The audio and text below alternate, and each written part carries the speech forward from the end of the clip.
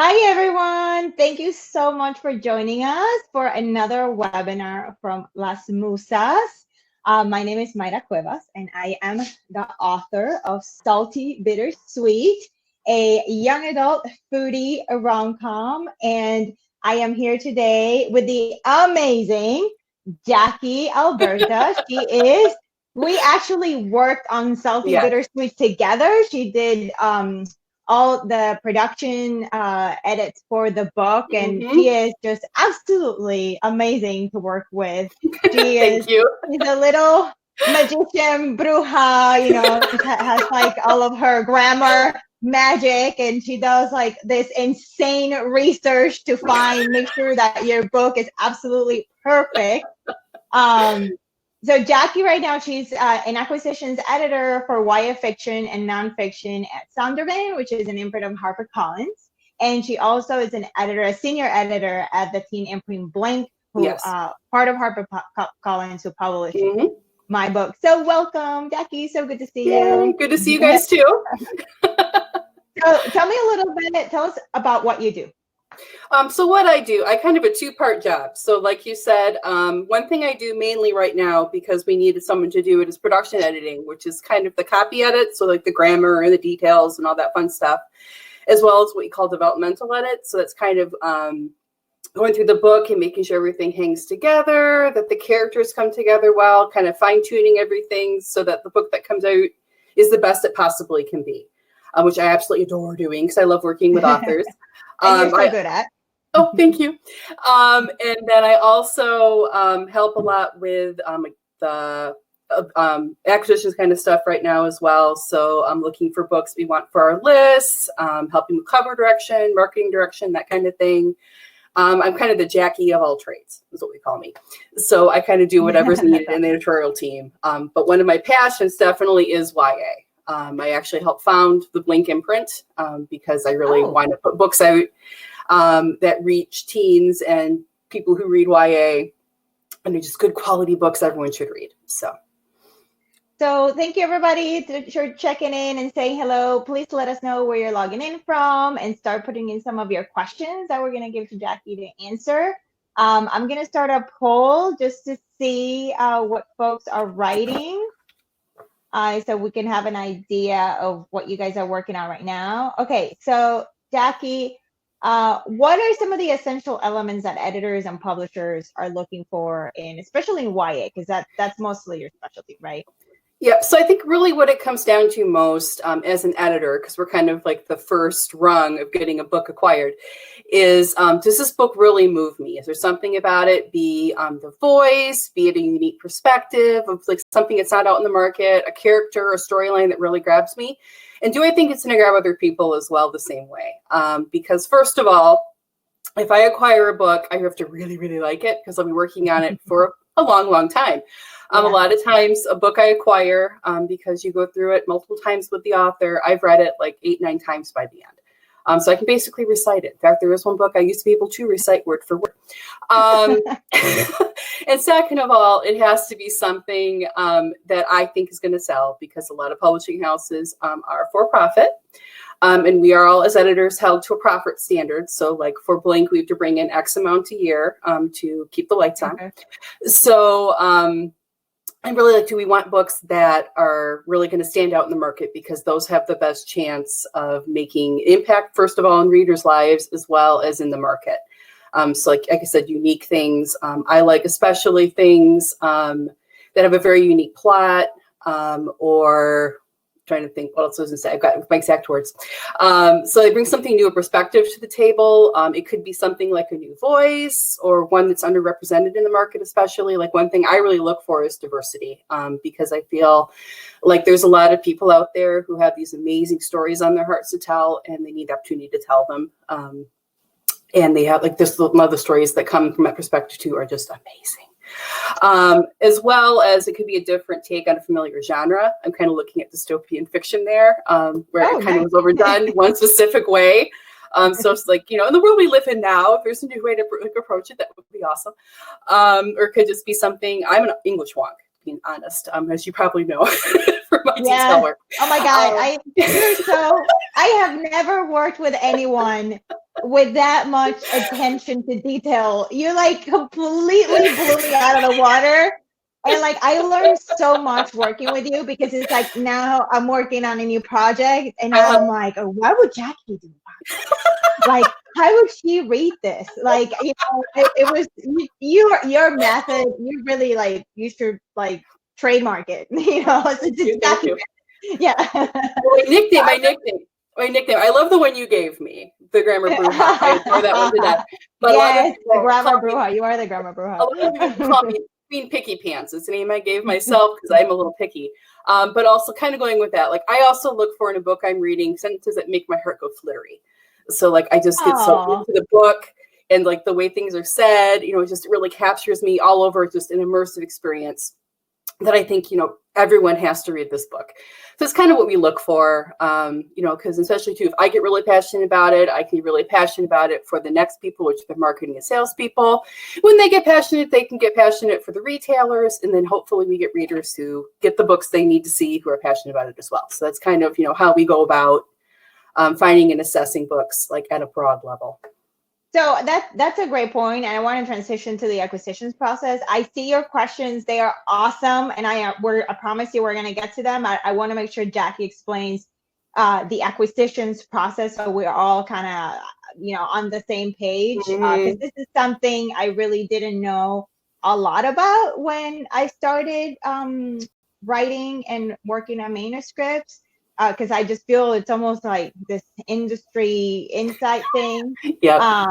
So I am going to share with everybody a file that Jacque prepared. That's kind of like a little slide with the acquisitions process. And hopefully this slide will work for me at some point and I can share it on the screen. But tell us a little bit how does that go? So basically, I'm writing, I'm working a manuscript. I have a contract with an agent. I sign on with an agent. We work on it, and then we get to the point that it's ready to go on submission. Like for example, with my book, with Salty Bittersweet. So my agent put together a list of publishing houses and editors that she wanted to sub, and it went out. And then once it gets to blank, what happens? So what happens, like you mentioned, a lot of what we get is through agents. And part of that, like I know Zondervan, Blink's never done this, but Zondervan used to do what we called open submissions. And we get like 2,000 manuscripts a month. And so 2,000 a month? A month. And so it was it was not fair to the writers because it would take us like 6 months just to get back to you. And then second of all, like there was so much to wade through that we would never even we'd find something like a diamond in the rough and it was like a year past when we should have acquired it. So we stopped doing that. So a lot of what we do is through agents or through writers conferences. It's really for someone who isn't agented. The only real way to get a hold of an editor is through an appointment at a writers conference because we can either get to know you as a writer, get to know your work, give you some tips and pointers, or possibly work with you if you've got a book that we think we might be interested sometime, keeps you get your foot in the door. But we'll focus on the agenting because that's probably about 99.9% of the acquisition process starts with. So basically what happens is the agent sends a manuscript to the editor. A lot of times the agent and the editor have a relationship. So we let agents kind of know what we're looking for, what our passions are. And over time, agents kind of know, like Jacque really likes, fantasy that doesn't have orcs in it kind of stuff, or contemporary romance that isn't, gushy. And other things too, but those are two. And so then they know I've got this book that's really awesome. It's a cool fantasy. I think this is right up Jacque's alley. Or I've got a book that's, it's a contemporary romance with cooking and all this lovely, wonderful things in France. And so I will send that to her. So then when I get the book, I will pick it up and start reading it. Usually it's a full manuscript for a first-time author. The only times we take partial is if it's an author we've worked with before, so we know their style and how they work. Or if it's someone, like Suzanne Collins, where we know she's good for it. So I will take the manuscript. I'm usually with a manuscript proposal the agent puts together, which has background on the author. I look in that as well. We do Google you. So if you've got an online presence, that's a definite plus. So I take all that stuff, I That is a huge assess thing. big plus. Because one thing too, we'll get down to this in the acquisition process, but marketing and sales also look at that too, what your online presence is. But the editor, we of course fall in love with the book. So I will read the manuscript, hopefully get excited. And there's my lovely, lovely process there. Yes, I get this to play. Because also publishing works in flowcharts, so that's why I made a flowchart. So basically, I'll get a book. If I really, really like it, I'll gush about it to our team. We sometimes, as editors, all meet together, kind of talk about what we're looking at. If it gets through that step, and I'm just really, really excited, I will take it to what's called book pub board. That's our second step here. So in pub board, usually that's attended by all of our sales reps. So they represent people like Target, Sam's Club, Costco, as well as Barnes & Noble, Amazon, all the biggies, as well as our indie bookstores. So I'll do this big presentation to them saying how awesome the book is, why I think it'll sell, why the author is awesome. Marketing kind of talk about how they think they can market the book. And then sales will weigh in and say, hopefully, ideally, oh, this is awesome. This is lovely. We need this book. Let's go. And they'll give me units. So they'll say, like, we think Barnes & Noble can sell 20,000 units. Oh, wow. So well, like, is that normal, 20,000 units for Barnes & Noble? I would say for Blanket, like we're more of a hand of like, I would say upper indie in a lot of our numbers. So like if we get like 20,000 from them, we're very, very excited. But I would say it averages between about 10 and 15. Indies obviously are a little bit less because not all indie bookstores will take every book. Barnes & Noble will usually average around 10,000 for like a book that we're really excited about. And then when we get our units, what we do is we say, they like it, yay! And we go back to our team, very, very excited. And we run financials. Different publishing companies call them different. We call ours an APL, which stands for something I can't remember, but it's our financial document. It's like approved profit and loss or something like that, or approximate profit and loss, something like that. So it runs all these financials. So it tells us like how much the book is going to cost to make, how much units, how many units we can print for that cost, and what the cost structure is going to be, as well as calculates what our anticipated advance and royalty are going to be. And then all together, if everything comes out saying we're going to make money and we're going to make enough money to make the book worth it, we will say, let's move forward and acquire that book. If the financial, all this financial stuff is going on before you were talking about acquiring the book. So, well, we're talking about, we've got in our hearts, the editorial team is saying, we're hoping to acquire this book, but we can't put the green light on it until we have those financials, because hopes and dreams don't keep the lights on. So yes, and meanwhile, I'm at home freaking out because I know my book is about to go to an acquisitions meeting, and I'm going, if they may love it, but if the math doesn't make sense, they're not. Yeah, and a lot of times too, kind of there's on that chart, and hopefully we can get this out to you somehow. But if they do, yes, everybody has it. It's going out as a file, so everybody can see it at home as we're talking. Sorry, we're having some technical difficulties. That's okay. That's okay. Because I've got it in front of me, just make sure I'm following it. So if they like it and the financials work, yay. If, let's say, sales comes back and either they say, we're not quite sure that this is right for our market for XYZ reason, which sometimes they do, sometimes they don't see the light, or they give units that don't support the financials. If I really, really, really want this book, I will go back to them and fight. And sometimes I win. It's amazing. That's awesome. There have been times where, because sometimes, there'll be a salesperson who just isn't aware that this, this book is, there's nothing like it on the market for a reason, and the market needs it. So you have to go back. I feel that happens with diverse books quite a bit. That sales folks don't realize, hey, there's a lot of diverse readers out there. Like, there's a market for books in Spanish in the US. Yeah. So I feel like there needs to be more of those kind of conversations as well. And we do, like I even too, I do my initial presentation to them. I'm very mindful of, some of them, they live in like a certain state where maybe they're not seeing this kind of thing. Or they're just not, again, not aware of a trend. Like we do, editors also, we try to keep our pulse on the world and go, okay, we see this kind of happening in pop culture. we think this will be a good carryover for a book, or we think, there's this is a voice that the market needs, and this is why. So I tried very hard to explain that to them. If they don't get it the first time, we try the second time a different way.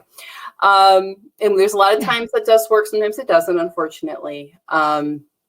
But so I want to make sure we have some time to take some questions. And I also want to give you the results of the poll. So 71% of our audience is writing young adult, 11% middle grade and adult, 11% middle grade, 11% adult, and 5% picture books. That is awesome. Awesome. And I'm going to put a little offer there for my book, Salty Bittersweet. This is the book that Jacque and I worked on together. It's so good. Yay, I know. It's so good. Okay, so I want to make sure we get some questions in. So I'm going to start with Diana Orozco. What advice do you have for grads looking for their first job in editing and publishing? Okay, actually, it's a good question because it's how I got started right out of college. So one good thing to do is look out for internships. Getting into publishing, unfortunately, is hard. Because there's just not a lot of spots. So I keep your eye out for internships. Some are paid, some are not. But you do get a lot of experience. And the good thing is you get to know people and make connections. So for instance, I actually started in an academic book, like a textbook internship, believe it or not. Oh, wow. It was a strange fit. But the last week they said, well, we've got a kids department. Would you like to go over there? I'm like, yes, I would. And I've been there ever since. So, and I started out as editorial assistant, which is basically the ground level for editorial. So you put your dues in there, and you're going to learn a lot, if I could talk, you learn a lot of things there too, as well, like how to proofread, how publishing works. You kind of get an idea for what kind of path you want to take. Some people go for more an acquisition side. Some people go for more of the copy edit side. Some people just like proofreading. It all depends. Yeah, internship is a good way. I'm also keeping your eye out on the job boards. So Publishers Weekly is a good place to look. Publishers Lunch is also a good place to look. There's also publishingbookjobs.com. Just various places. Indeed, actually, if you're looking for a specific area, New York obviously is the big hotbed. But there's also, like, I'm in Grand Rapids, Michigan. There's some publishers here. Minnesota's another great place. The West Coast, so you kind of can also narrow in where you want to go. Yeah, so you don't have to be in New York to work. No, you don't. No, you don't. And also, there's agents that work all over the country. Like my agent is in Orlando. She's not in New York. So, and you guys are in Michigan. Yes, and we're in Michigan. So you don't let that deter you either. You don't have to move to New York and get this, like tiny little apartment to get started in publishing. And there's also some things too, like some people get started by just doing proofreading work as a freelancer. So that's another way. As a freelancer, you kind of show what you're good at, get your chops. And if someone would be like, they have an opening, they might recommend you because they've gotten to know you as a freelance editor or as a freelance proofreader or whatever. So there's like various ways to get in. And also LinkedIn. Kind of stalking LinkedIn and making connections there. Let's say you want to work at HarperCollins, trying to get connections with people who work there. It's also a good way because, again, if there's a job opening and they're like, I know them, I know their profile. I've talked to them via the chat feature. You can say, like, I think this is a really good opportunity for you. I think you should apply for it. I can, give you a recommendation letter if needed, that kind of thing. I mean, it's kind of, publishing is a very who you know and how you know them kind of business. And it seems like everyone knows everyone. Mm-hmm. Yes. Yeah, and actually, small world, I am. It's a very small world. Way. I know journalism is the same. It's the same thing. Like everyone, everybody. Okay, so Isabella, who is also the name of the main character in my book, she's asking: are publishing houses looking for more books set outside the U.S., England, or Canada? I think it probably depends on the editor. I think some look at that more than others. Like, I'm definitely interested in that. If the story's good and it's something I think the market needs, I don't care where it's set. For instance, your book is set in France. I think it was perfectly fine. And we've got a diverse, different nationalities. I think it makes it awesome. Where a book is set, I don't think is as much a hindrance as how it's told. As long as that book connects with the editor and connects with the publishing team, that's really what matters. What does make it a little tricky sometimes, if it's a U.S. publisher and someone is out of the country and doesn't like have a lot of web capabilities or ability to promote their book domestically, that can sometimes be a hindrance. But other than that, just go for it. Tell the story of your heart. I mean, one of the most important elements, it's specifically for YA, is also a strong voice. Yes. Like, I feel like a lot of publishers are lacking. Can you tell us a little bit about that? Yeah. So, like a lot of times, really, because like YA books, especially told in the first person, the voice is really what you connect with, whether you're an English monk or not. So, it's what the story is and how it moves you. So if there's a voice that isn't like something on the market that really is moving and authentic to a teen, like it feels like a teen, even if they're a little sophisticated, which is okay. And can speak to a teen as well as because actually one of the big audiences for YA is women 20 to 30 as well. So, as long as it's speaking to, that key audience and is speaking to them in an authentic way that doesn't feel like a 40-year-old mom, for instance. I've gotten books that are written like that and it's like, no, thank you. That's kind of the important thing. And also being authentic and true. So, like authenticity is a big deal because if, you're, let's say, someone who lives in Michigan who, has grown up on a farm and you're trying to write a book about a big city person, who has never stepped, it's a different perspective. You have to know that really, really well to be able to do it, or the editor is going to go, something's off here. So you have to to write the book that is true to you, true to your voice, and true to the story on your heart. That's awesome. I love that. The story on your heart. That's that's perfect. Okay, so Diana Orozco is asking, what's your favorite or the hardest thing about developmental editing? Developmental editing. My favorite part of it really is working with the authors. As a part of acquisitions too, is taking this book that they have worked on and making it what they set out to put out into the world. So it's making sure, again, like their authorial voice is clear and true, that there's no parts of it that don't feel real, making sure there's nothing that'll trip up the reader, like repetitive words. Like some people really are into the word literally. And oh my God, I know. As you take out the literally words in books drive me crazy. There's an author who I shall not name that uses the word gingerly. And like every 3 pages, I'm like, and there it is again. Gingerly. Everything's gingerly. It drives me crazy. But yes, I'm all about the repetitive word. So it's kind of fine tuning the book. My least favorite part is probably there's sometimes, it's I think probably comes down to authors who aren't comfortable with the editing process. So really, what I see, I call myself kind of the book doula. So it's not my baby, it's your baby. I'm just delivering it.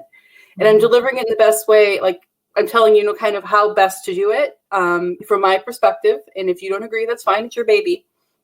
You have to be open to it being delivered. Can't stay inside of you all day.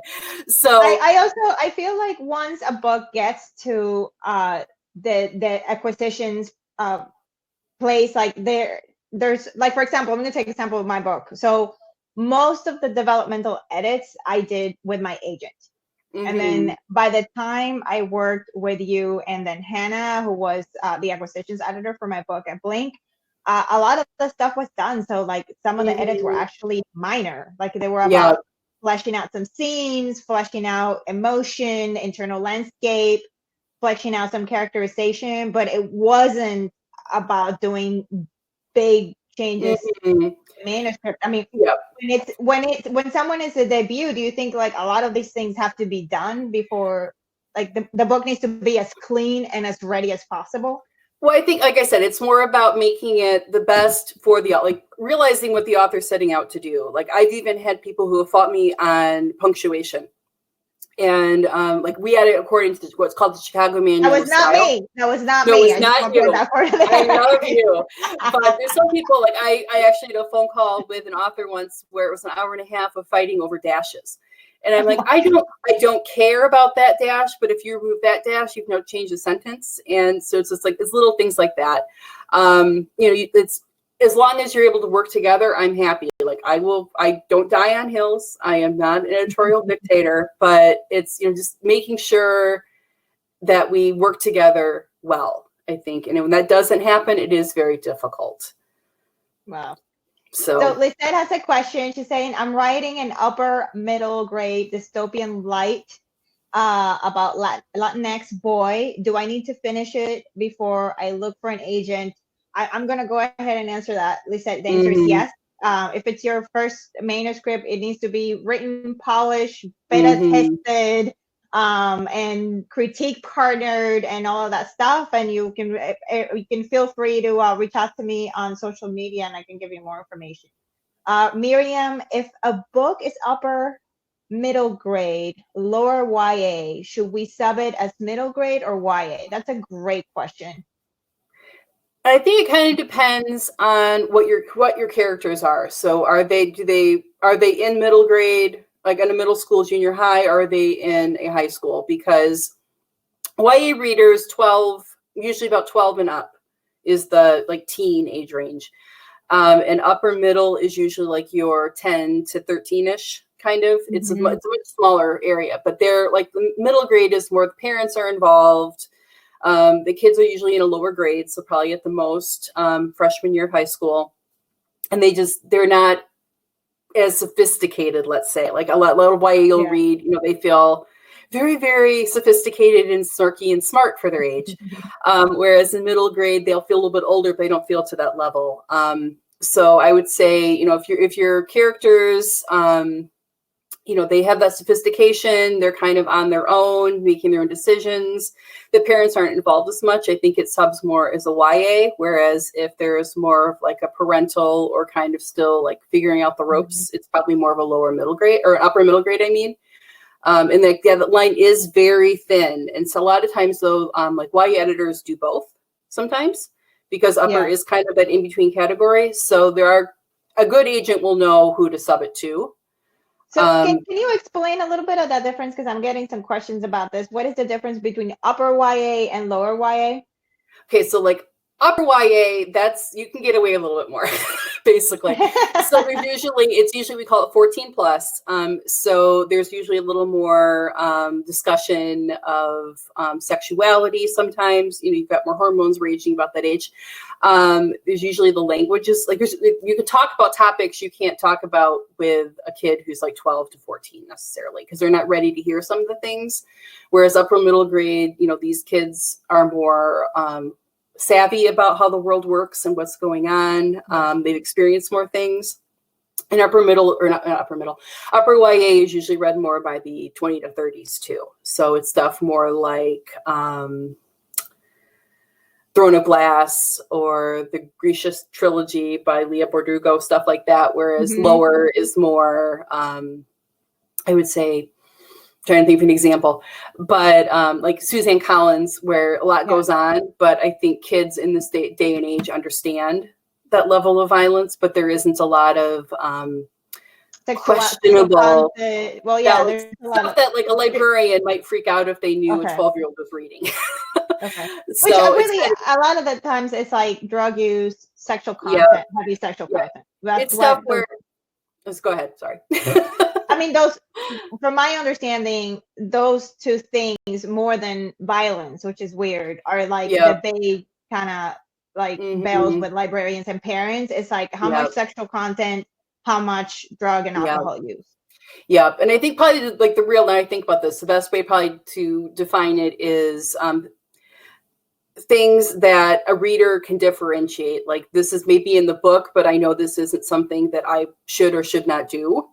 They can make the decisions at that age, where someone who's maybe 12 or a young 14 might go, well, this character that I really like in this book does this, maybe I should do that, look into doing that too, or consider that in the future kind of thing. Because, like they're not as able to make differentiated decisions. Like, well, this character is, doing this and they, like is a drug user and that's being shown as like a narrative device. Yeah.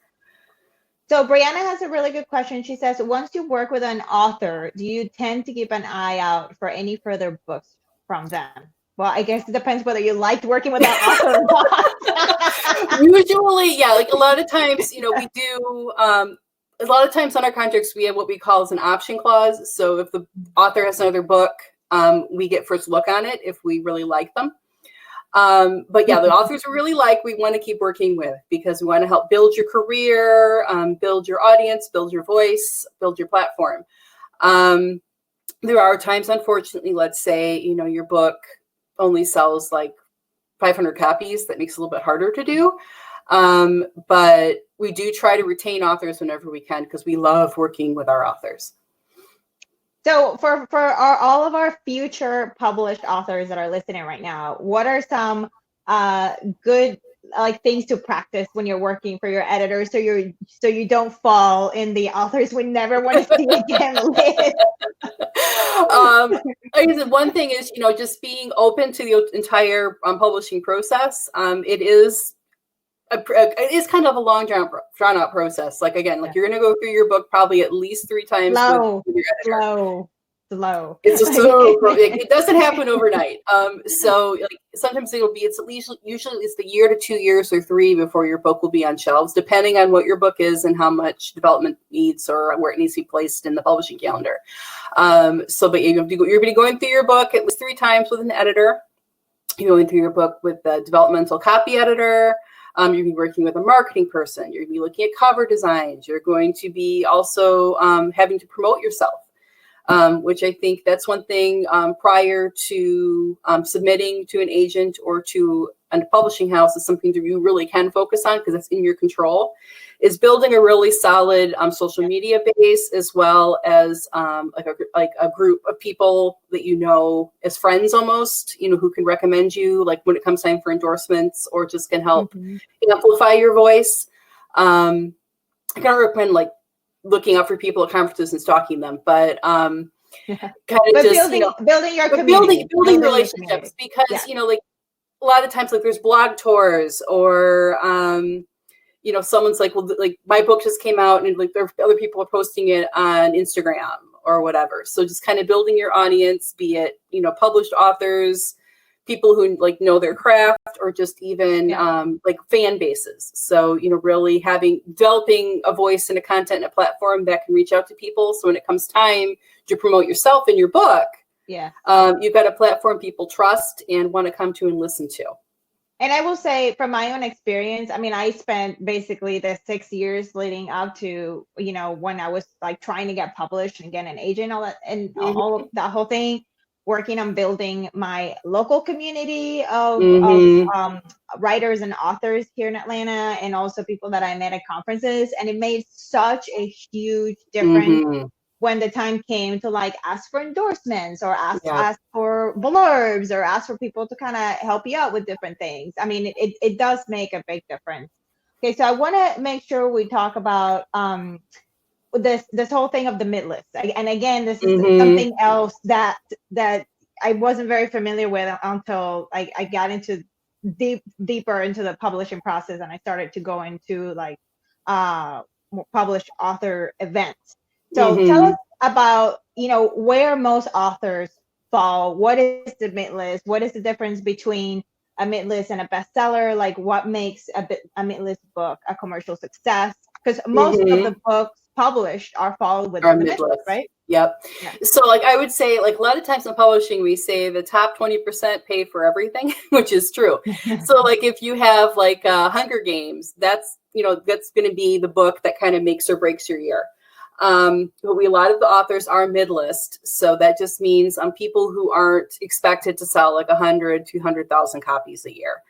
And they're also the bread and butter. They're the ones who are giving us the diversity in our list. They're giving us the variety of voices. If I'll be published with Suzanne Collins, whom I love, but the world would only have Suzanne Collins. We need all those different voices. So mid-list depends on the publishing house. It's usually in the 20,000 to 25,000. Usually that's the baseline for mid-list. And that's the number of units. So, the number of units, yeah. I talk in publishing sometimes without realizing it. And by number of units, we mean the number of units of books. The number of units. Yes. But it's the people who they're the steady trains who are continuing to sell. So we can count on them they've got a solid fan base. They are really great writers who have interesting books that people want to read. they're just not the ones that are going to be, you know, like on the New York Times bestseller list the first week they come out. They may eventually reach that list. You don't know, because a lot of times publishing, you know, it's the right book at the right time for the right person.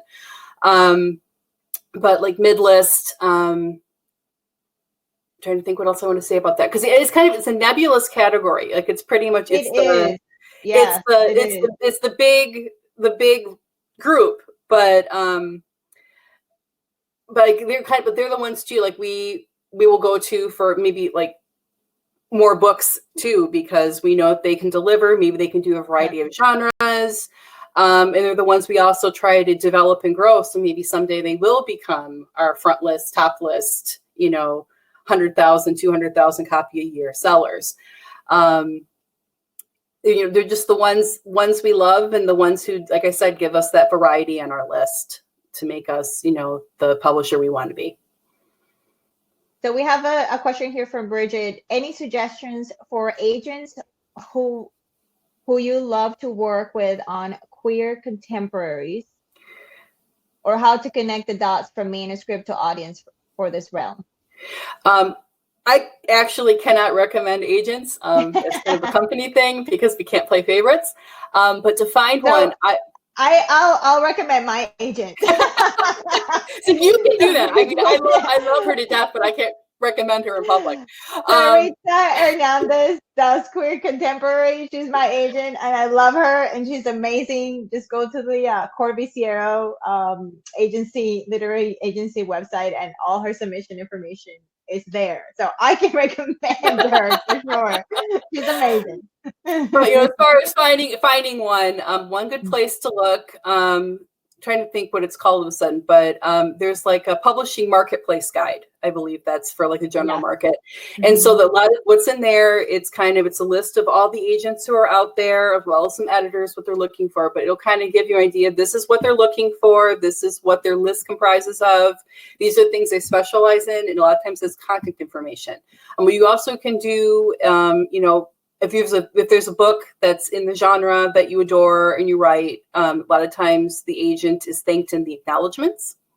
So you can kind of track them that way. So you can look up their website, like Mayra said, you know, like if you go to her agent's website, you can kind of find out more about her and what she's looking for and how to contact her and how to submit. So that's one way of going about it as well. But yeah, finding one who really is really excited about what you do is very important. So it's worth the effort to look into. It's definitely a marriage. And if you go to Las Musas Books, the webinar page where you sign up for the registration, there's also links to previous conversations we've had with my agent Sarisa Hernandez and with also Ismael Williams and Jim McCarthy. And they answer a lot of these questions and give some great tips on how to find agents and how to get your manuscript ready to send to an agent. So I would suggest going there. It's also, the videos are also on Las Musas YouTube's webpage. Okay, so I want to take a question from Lynn. She says, I wrote a YA sci-fi romance, but that's usually not a genre on parents' wish list. Not like YA fantasy romance, for example. Should I just query agents who list sci-fi and romance as interest then? Is there a market for YA sci-fi romance? I think there's a market for it. Actually, we've got a sci-fi kind of sort of romance on our list right now. It's coming out eventually. I would, as far as like finding the right agent, finding one who specializes in both could be tricky, only because, I mean, like, it's a fresh new thing, really, which is awesome. I think the world needs it. But I look at, is it your book more sci-fi or more romance, and kind of lean in that direction? Because a lot of books have romance in them. I mean, I've lost track of how many books I've read that have like a love triangle in them. So it doesn't matter what the genre, you'd be surprised what it comes into. I once had a picture book that was like a bunny and a horse and something else in a love triangle, but it was weird. But picture book for adults. But I would like I said, look at what your primary genre is. If you can't find someone who does both, and you know, just kind of explain, you know, where the juncture of the two is when you submit. Okay, so now we're going to take a question here from Sandy. Are there any virtual opportunities, internships in the publishing world, especially with the current situation going on? As far as virtual internships, I don't know of any offhand. I'm hoping in a few months when this is all over that there'll be tons of internships open in person. But internships are kind of hard to do virtually because a lot of what you're doing is the groundwork kind of stuff. So you're sometimes doing copies, sometimes mailing things out, but you're also assessing manuscripts. You're meeting with the editors if it's editorial internship to kind of go over what they need you to do. You kind of serve as an assistant on a learning curve. So you're being taught a lot of things. So it's hard to do remotely because there's a lot of things that legally we can't send someone who isn't formally employed. But in the meantime, while we're all sitting at home, use this time to like comb to see, because there's still internship postings being put out there. They're just, waiting to be filled till we can actually go back into our offices. Or just making those connections too, because even getting an internship, if you're looking again for a certain house, it's worth reaching out to people on LinkedIn. Us editors are on the internet constantly right now. So we are getting those requests. But yeah, just using the time to kind of figure out what kind of internship you'd like, where you'd want to go. Even sometimes there's descriptions of what that internship comprises of, so you can kind of get a feel too for what you would be doing. So let's talk about, we're getting some questions about conferences. So can you talk a little bit about, what are some of the best conferences to pitch books to, especially if you don't have an agent? What are some of the conferences that Blink goes to? And then what are some tips to pitching at a conference? One that actually used to be really good, but I don't think you're going to do it for a while, is RWA, so Romance Writers of America. I don't know if anyone's followed some of the stuff. I think that was going to be on hold for a while. Yeah. But they got a few things to sort out. A few things. But that one used to be really good because you get a variety of, like, when I went there, I met with a variety of people. And, of course, a lot of it was romance-centric. But for YA, YA can be almost anything, and romance is in most of YA. So I would get things, like sci-fi, fantasy, contemporary, historical, the whole gambit. But you really got to know them because it was a very comfortable conference to meet people at. Another one that I really, really recommend actually is SCBWI, which is Society of Children Book Right. There's regional ones as well as the national one, usually is in LA every year. And there's one in New York, I believe too. But the regional ones are awesome because you've got people leading it who are really passionate about helping people, as is everyone at SCBWI. Membership is not horribly expensive. You're probably gonna have a built-in critique group to help you through that organization. And they do conferences where they do invite editors from a variety of different publishing houses who come in and kind of talk about what they do, as well as take appointments. And so an appointment, for those who may not have had one before, is basically usually 15 to 20 minutes. You sit down with an editor and can ask questions, show them your work in progress, and get feedback. And one nice thing, even if you don't make a sale there, which, it doesn't often happen there, because again, the acquisition process is a long and winding road. The editor gets to know you. I've already had a couple people that I've met at conferences like that, actually at an SCBWI, where we got them as a work for hire. So it's one where we give you the idea to write and you write it on spec. Because we just needed we needed a nonfiction book on a certain topic, and she happened to have that background and that voice we needed, and that's how she got her foot in the door. Now she has published work with us that's contracted. So, it's a good thing. And anytime you can get in front of an editor and just let yourself know, that's worth an opportunity. So, SCBWI is a big one. And there's also a lot of these local, if you have a small budget and going to a national conference is not in the cards, that's fine. There's also, you should check for local conferences. Here in Atlanta, we have the Atlanta Writers Conference, which is, I believe it happens twice a year, and it's all about pitching to agents. And there are some workshops, but the main focus is pitching to agents and pitching to editors. And you can sign up, and not only can you pitch, but you can also do a manuscript critique. And a lot of them, the editors, give you feedback, give you like a little editorial letter on what things that you need to work on your manuscript. So I know these conferences are like all over the country. I feel like going to conferences is like a rite of passage for writers as they like try to become published authors. Like, you know, because I don't know how many of these conferences I attended, and like the more I attended, the more I felt like, okay, I kind of get it now. Like, I feel like I get what's going on. Like, I understand the agent thing. You know, I learned how to like plot and what people were talking about, 4-part story structure and like, you know, pacing and a beat sheet. I still remember where I was the first time I heard beat sheet.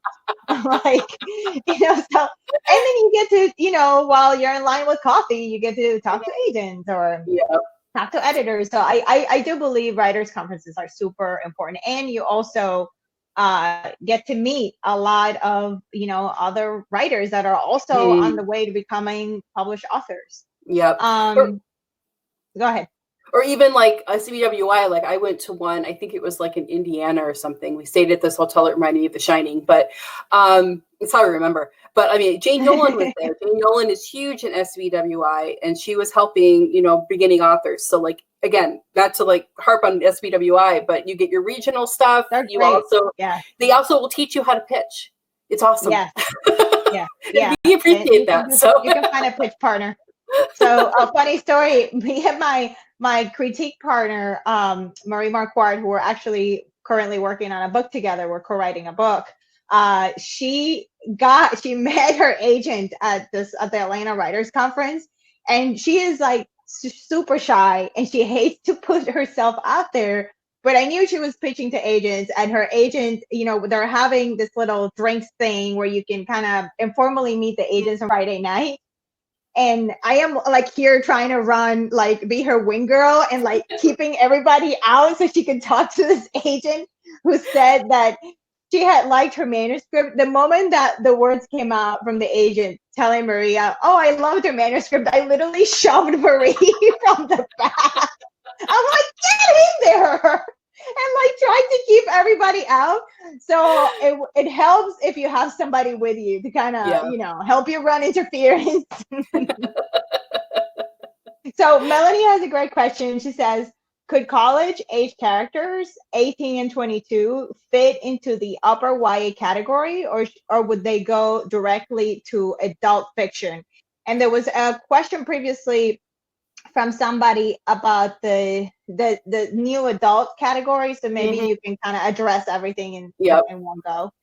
Yeah, because they do kind of go together. And I would say what makes it YA is kind of what the characters are going through. So like in a young adult book, they're not quite adults yet. They're kind of on the verge. They think they are, but they're not yet.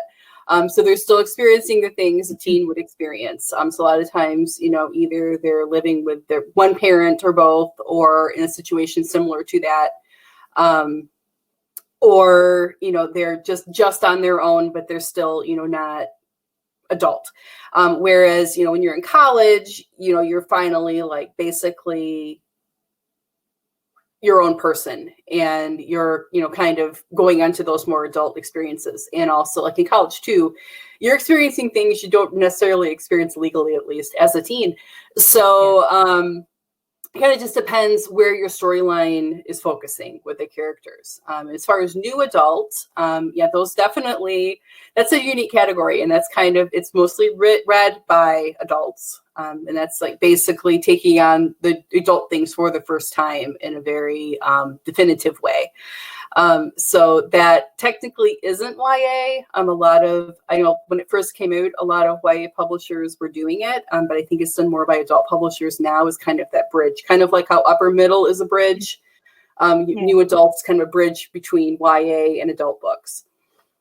I feel like Fangirl by Rainbow Rowell is a good example of one of those like college age categories that it's got put in the YA genre. Yeah, because like I think there can be college age kids. Just again, it's kind of like what their mindset and focus is. You know, because like again, like a lot of times in YA, the characters feel very sophisticated. But there's still something about them that makes them feel intrinsically teen.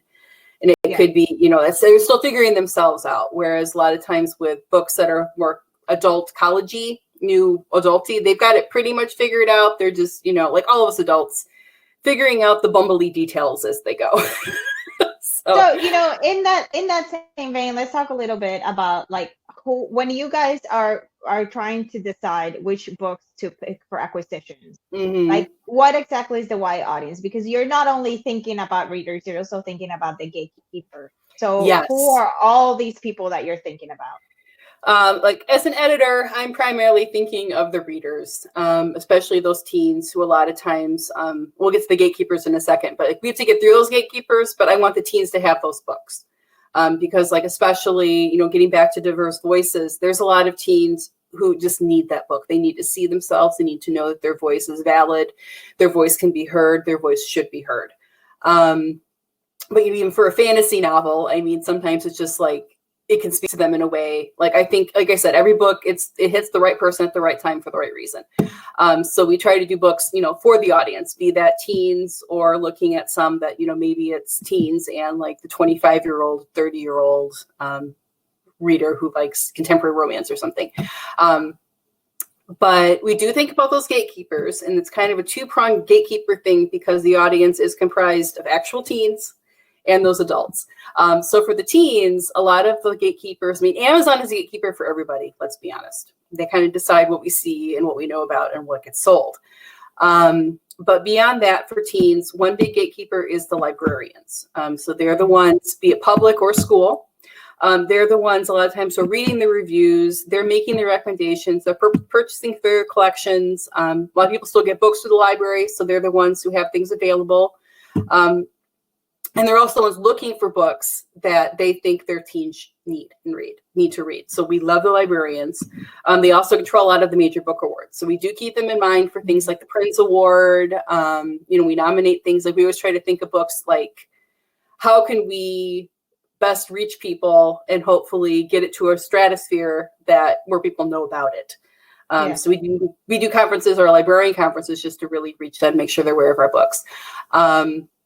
Parents also are a gatekeeper, which is an interesting gatekeeper sometimes, because a lot of parents either see their kids as younger than what they are, or don't know, you know, what their teens are ready for.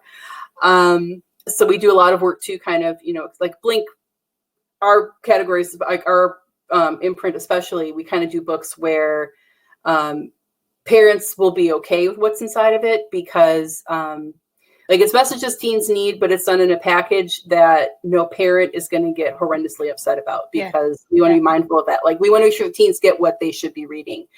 But as far as the older, so like our, you know, women and men who are, you know, past 18, a lot of their gatekeepers, I mean, because they can basically get whatever they want to, is the media. So it's kind of, you know, in their busy lives, what they're aware of. They're reading the reviews. They're, you know, seeing what's being promoted in like the websites, social media they follow. Teens do that as well, but, you know, they're kind of like, they're more word of mouth. Like word of mouth for everyone, but teens, I think, are more word of mouth than adults are. But a lot of times, like they're looking for what's popular. Or, you know, it's been recommended to them. So also we do a lot of work, you know, even with, you know, with social media to kind of go, you know, if you like X, you're going to love Y, and we're going to let you know about it. So, it's kind of, you know, we're mindful of our audiences and also trying how to reach them through creative means. So speaking of creative means, because all of my book events got canceled. Thank you, coronavirus. I am having some awesome book clubs coming up. One is up that is sponsored by Blank and HarperCollins. I'm calling it a cake and book club. So you can bring your cake and your tea or your coffee, and we can sit and talk. I believe it's going to be via Zoom, and it's this Saturday at 3 p.m. Eastern. You can sign up and register online. You can. I have it up right now, and then there's another one on the 16th. Let me start that offer right now. It is on April 16th at 4 p.m. and that is 2 amazing YA rom-coms. I am having that book club with Ismael Williams, who is also part of Las Musas, and it's going to be a lot of fun. We're going to be discussing all the romance fun stuff and answer questions about our books. So I have a question here from Shayla. Giving the focus on the bottom line, how committed are publishing houses to finding new diverse voices? I think editors and marketers are very committed to it. It's something I know. I've been at Zondervan/Blink for 16 years, and I really pushed. I helped acquire books by Kwame Alexander, by Nikki Grimes, just because like these were really good books that needed to get out there. And I've also, looked too at voices that really have to get out there. But I think sometimes it's convincing, like we kind of alluded to earlier, some of the higher ups that this is important because, like sales, especially, they are held to how much they sell compared to how much they think they're going to sell. By that, I mean, like they'll give a projection. And if they meet the projection, they are doing a good job. So they're a little more hesitant sometimes and they look more at the bottom line. How often do they meet projections? Like how often does that actually happen? I would say most of the time. But again, like they're keeping in mind, like, can I reach this number?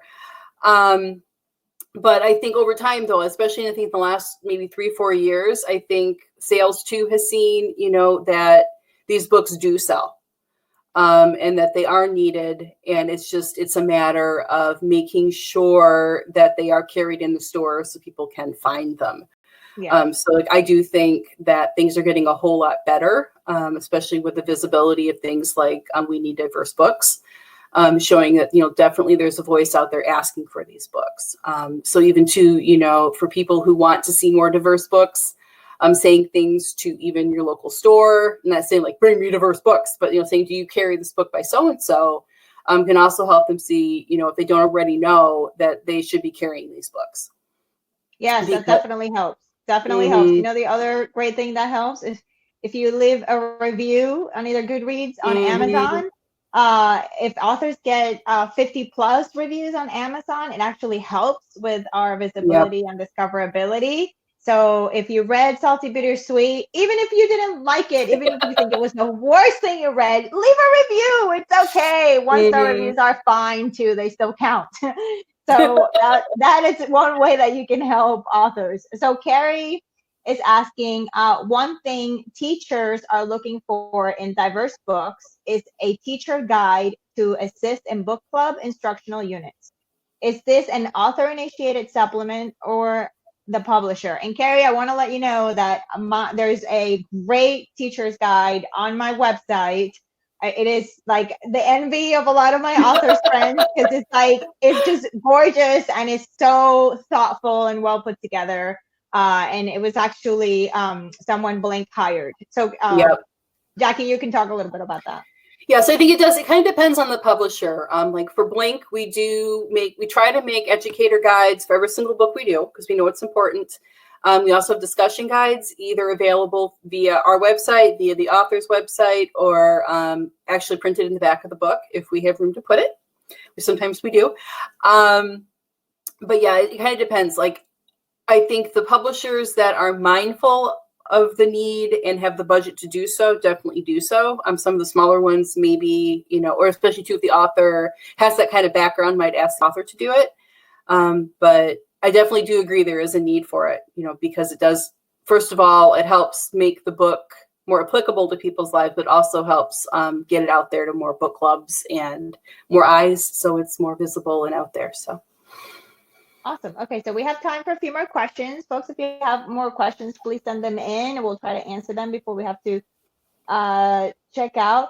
Okay, so tell me, what are some of the most common mistakes you see in manuscripts? The biggest one probably is telling versus showing. It's my pet peeve as well. Okay. But the reason is it makes the book harder to get into, as well as it's really hard to fix. A lot of times it's rewriting the entire book, and that's a lot to take on. So like the more showing you can do versus telling, no editor gets a book and goes, oh, this is perfect, and that's all I'm looking for. Like, we know every book is going to need a little bit of fine tuning. In fact, as we read, we're like looking for that potential, and that's what we get excited about, is the potential.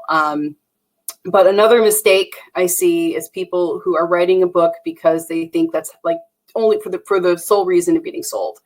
So either, it's an adult writer who thinks I'll write a YA because YA is hot right now, and it just doesn't work because they're an adult writer who come from an adult perspective. You know, or there's sometimes too where it's like a major trend, like, oh my goodness, you know, warrior princess demon hunters is really hot right now. I should write a warrior princess demon hunter book. Unless you really have a passion for the genre, probably write something else. If it's the story of your heart, it has to be the story of your heart. Story of your heart. On that vein, Aileen is asking, what do you think is missing in the publishing world? I gotta think. I think, you know, it's like we're getting into more of a diverse, not to keep using that word, but like both in genre and in voice world, which I think is what we still need more of. Because even, you know, like books that just happen to be written by someone from a diverse perspective that we don't have to look at and go, oh my goodness, it's a diverse book. We just go, it's a really good book. I would like to get to that point someday, because then, you know, we're not going to have that hurdle anymore to have to cross. But I think it's just more really good books that aren't the same as everything out there. You know, if you go to Barnes and Noble, you know, you can like the sections, a lot of them are kind of the same. And that's, you know, part of it is just the way publishing works. Because sometimes it's just a trend hits all one time. We all happen to have the same book. You know, that does happen. Like the warrior princess demon hunter trend, if it ever happens, will be because a whole bunch of people independently had that idea at the same time. And then it will go from there if it takes off. But, you know, I think it is just, you know, people writing those stories of their heart, writing them well, and then finding the right editor, because that's also important, the right editor in the right house to bring it to life and really support it. I think that's what we need more of. It all needs to come together. Mm-hmm. Okay, we have time for one more question from Isabella. She's asking, how does publishing feel regarding putting words in another language in the book without direct explanations, but instead context clues? And I think we can use Healthy Bittersweet as an example, because there are 6 languages in this book, and we had a lot of back and forth as to how we were going to handle that. Would you like to talk about that? And if you look up the book, actually, there's an explanation at the back on how we did it. But yeah, there's a couple different languages. And you correct me if I miss one. There is French, there is Spanish, there is Catalan, there is English, there is Polish. Polish. Yep, there's Polish. Yeah, and I think there was Italian. Was the other? Yeah, there's Italian as well. Yep, there's Italian as well. So what we did is, if the character is from their native tongue or words they would know, we did not call them out specially. Oh, even cooking is a language too. There's a lot of terms, like if you don't know what a bain marie is, or a patisserie, for instance, off top of your head, you know, we have a thing in the back that we actually did for the characters POV. Yes, that's what I'm looking it up. It's like Isa's kitchen notes. Jackie actually came up with this idea to do a little glossary of Isa's kitchen notes, and everything is from Isa's perspective. I thought it was freaking genius. Yeah, well, because in the book, we felt it was very important that this is one of Isa's languages. She speaks in Kitchenese. So in the book, she's not going to go, it's a bain marie, it's italicized, I'm explaining what it is. She just says it because she knows what it is. But for readers who, you know, who don't do a bain marie every weekend, we want to make sure you guys knew what was going on too. But yeah, so anything that a character is saying that is their native tongue that isn't going to be, it's something you can't pick up from directly in the text, we might explain a little bit, but we left it as is because we felt it was authentic to the story and the characters. Yeah. And, you know, and just because it's a different language doesn't mean you don't understand it. Yeah. And for me as a writer, like sometimes I feel like I can provide context clues to what I am saying. Other times I feel like, you know, I don't have to. I feel like the readers can just look it up. And in this case, there were so many languages that it just added to the international flavor of the book. So it was important for us not to other the languages, because for the main character, they're completely part of her landscape. Like she lives and breathes all of these languages, so they didn't need to be in italics. No, so, that's kind of the guiding line I have to editing is, you know, if it's authentic to the book and adds that authenticity, and it's not going to, I mean, we don't want to trip anyone up too by italicizing it. I mean, it goes both ways. So it's about avoiding that otherness. So like, there have been some books where I have done the italics because they were needed, but that's on a need to do basis more than because the style manual tells me I have to do it. Because I believe any rule that should be broken should be broken. So I think you did an amazing job on my book. I loved working with you. I love working with you too. Yeah. And check out the book. I just have a link up. And please, if you love it or if you hate it, it doesn't matter. Just leave a review on Amazon, leave a review on Goodreads. Really appreciate those. They really help. And please join for the upcoming Las Musas webinars that we have. We have a lineup. Everything's on lasmusasbooks.com. We have 2 great book clubs. One is a Blink book club on this Saturday at 4 p.m. And then the other one is on the 16th. Sorry, I feel like I'm giving you the right. I'm going to put it up right now. I feel I got like so much like virtual stuff in my head. Saturday at 3 p.m. Please join us for Cake and Book Club. We're going to be discussing Salty Bittersweet. It's going to be a lot of fun. And then on the 16th, I'm going to be with Isme, and all that information is on Las Musas Books website on the webinar page. So thank you so much. Please stay safe and stay at home and take care of yourself. Saying lots of prayers for everyone. Hope you and your family are peaceful and happy and all getting along. See you on Saturday. Take care. Thank you so much, Jackie. Bye. Bye.